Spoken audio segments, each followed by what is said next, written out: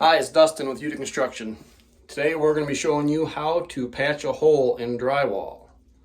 Let's say you have teenage boys that are full of testosterone and maybe you find a hole in the drywall that looks about the size of a fist. Today we're going to show you how to take care of that. Okay, so here are some of the things we'll be using to make this drywall repair.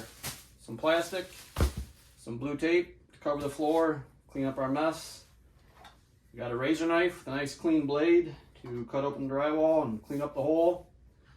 We got some Quick Set 5, bucket of water with a scrub brush, some fiberglass tape. We'll be using a 12-inch knife, 6-inch knife, the drywall pan. Here we have a bucket of lightweight topping compound for the final coat. We have a piece of drywall if we need it. Some sand pads for the final touch-ups. And we have a heat gun in case we need to speed up the drying process. So we'll be using all this. Let's get to it. First thing we're going to do is cover the floor. Catch any mess we might make.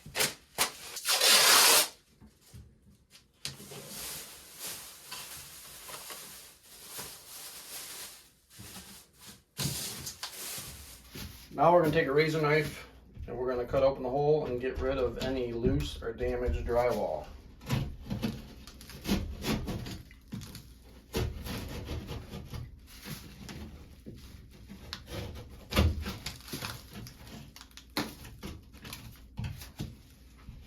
Any loose paper, loose drywall we want to try to get rid of.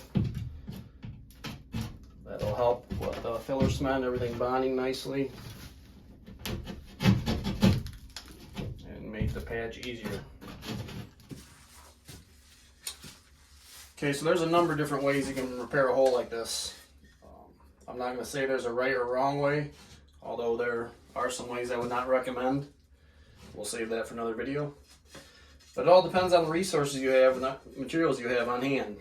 Some guys will put a piece of wood as a blocker and screw through the drywall and hold that piece of wood in back. If you don't have that, if you simply have a piece of drywall, I'll show you what you can do with that. If you get a piece of drywall, cut it a little narrower than the hole and a little bit longer than the hole. And then if you just take a drywall screw, screw in there to make what would be like a little handle, and you can use this to get a support on the back side and hold it in with drywall cement. So that's what we have, and that's what we're going to do. Now we're going to mix up our filler cement to fill the hole. We're going to be using Quick Set 5. If you don't know what this is Quick Set material. 5 means it basically sets up in 5 minutes.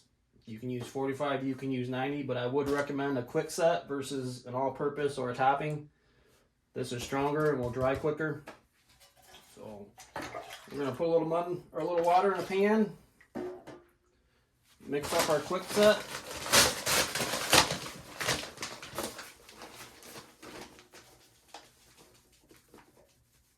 And for this filler cement, I recommend mixing it fairly thick to where it does not run off your knife. That way it'll hold in the hole without sagging too much and will be stronger. So once you have water in there, just keep adding powder.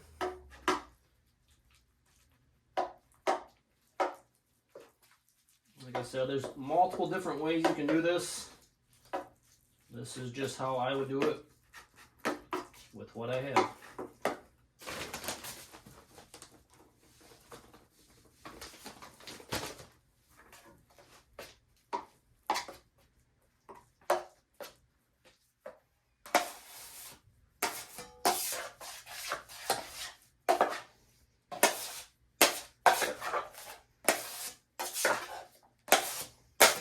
Might be a little too thick, so we're just going to add a splash of water.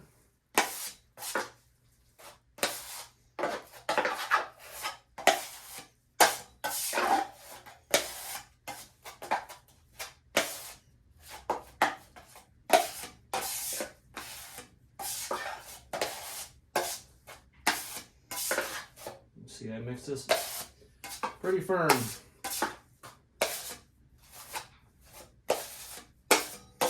Now we'll go fill the hole.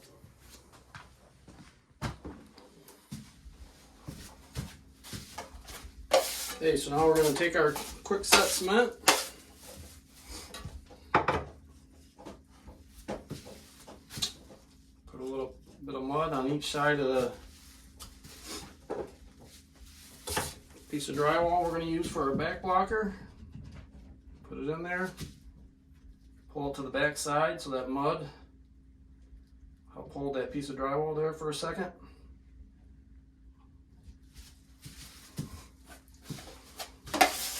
Then you can take your quick set mud and start filling the hole. You don't want to slam it in there too hard. Make sure we keep that piece of drywall there.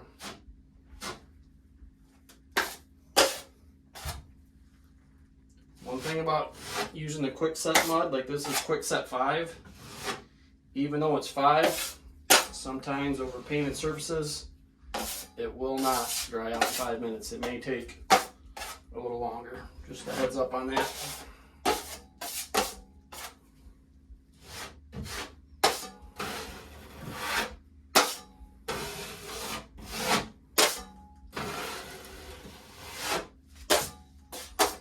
Now that you have that hole filled in, we can take this screw and turn it out.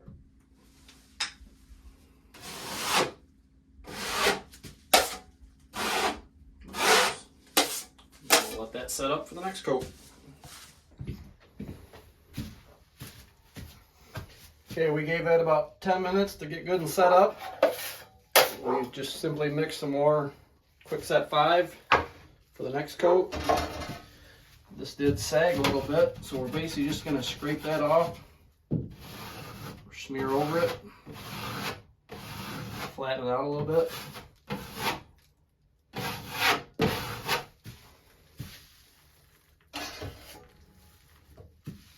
So we got the hole filled in.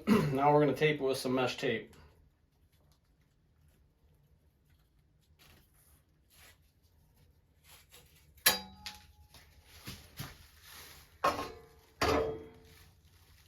Sometimes it helps to take a little cement, smear in there to help hold that tape in place. We're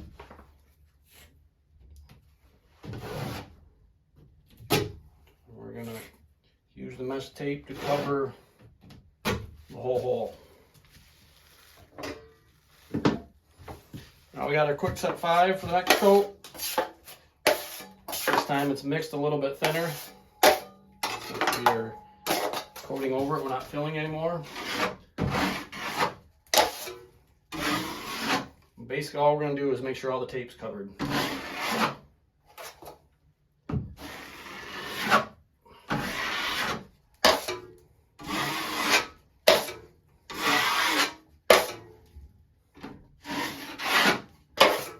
Let that set up.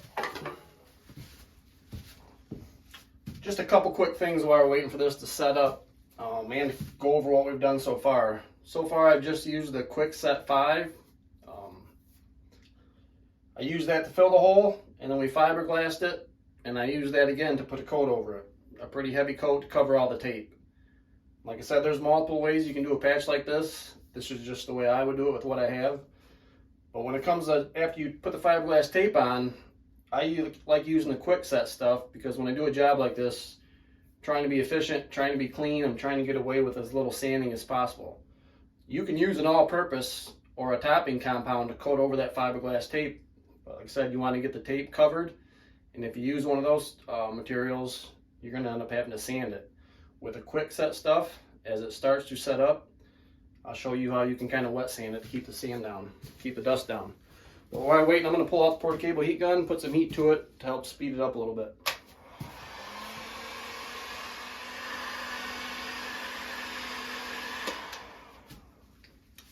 And if you do use a heat gun, one thing I would recommend, this is quick set 5. It's supposed to set up in 5 minutes. I wouldn't put a heat gun to it too quick. Let it sit a couple minutes on its own. let it start to bond on its own. Trying to speed it up too much, it might not adhere and bond to that paint surface, so let it set up a little bit by itself and then put some heat to it to help let it cure out. So you can see here our Quick Set 5, it's dry to the touch. It's not all cured out, but it is pretty much set up. You'll see we have some edging here from feathering it out, and we do have some pits. Little trick we can do is take a wet sponge, just kind of smooth over that a little bit, get it wet. You can wipe the edges so you don't do any sanding later, but what I'm doing right now is getting it ready for the next coat. And by getting that wet, you can work it up a little bit. Then you can take a 6-inch knife and you can smear over it. And as you do, you can work up a little bit of cement on the end of your knife, and you can use to fill in them pits.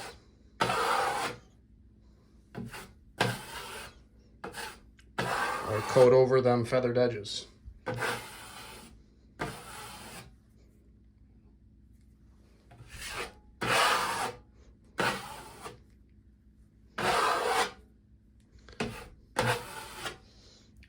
Just a little bit to help smooth it out, because the goal is to put one more coat of the topping compound on it and be done. All right, now for the final coat, we're just going to put a tight skim coat over it. And right here we got light blue topping compound, thin down, just so we can put a nice tight skim coat over it. Okay, we're going to be putting the final coat on. We're going to be using Proform light blue topping compound. You could use the Quick Set 5 again for the final coat, but this is a little easier to sand. I can smooth it out better, and it's just when it comes to, if there is any sanding, I can feather out the edges and a little easier to work with. So basically all I'm going to do is smear it on. I got it mixed pretty thin because, like I said, it's just a skim coat, and all I'm going to do is put it on, covering all the cement I put on previously, and basically just wipe it all off.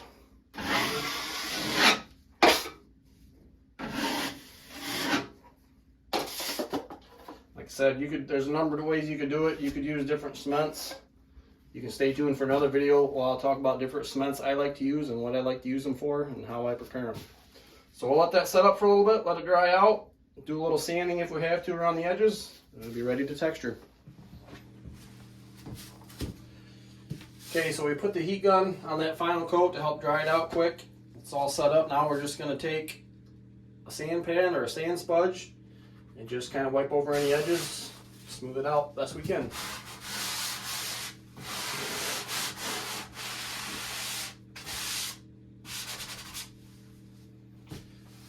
And to really get detailed, find out all the imperfections, what you can do is get it dark, take a light, and that will show everything.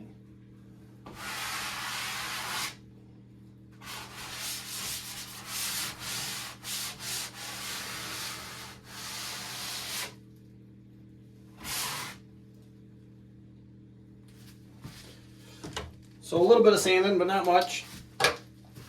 This does have a roll coat texture. Now that we got it all smoothed out, I'm just going to take a roller with some all-purpose compound, thinned down about like paint.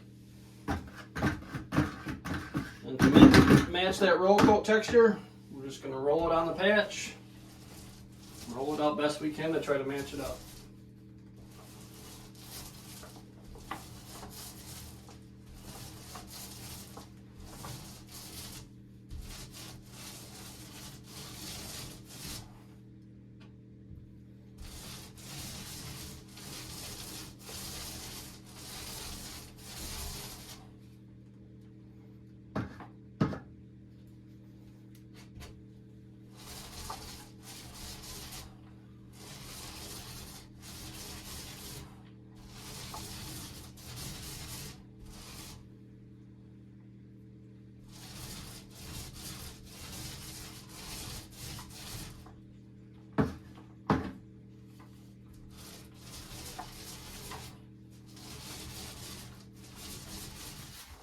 Well, that's it. that's one way you can repair a hole in drywall. The only other thing I'm going to do, once this roll coat dries out, I'm going to take this sand sponge and just lightly rub over the edge to help that roll coat blend in better. And after that, it's ready for paint. Now when it comes to painting this, what I would do in a patch, prime and paint the patch, and to help it blend in and not flash, prime and paint the patch first, and then if you can, pick some stopping points and paint the whole wall if possible. So, thanks for watching. If you enjoyed this video, hit the like button. Don't forget to subscribe. If you have any questions about drywall, leave us a comment. That's it from Hewlett Construction. Don't forget to come back.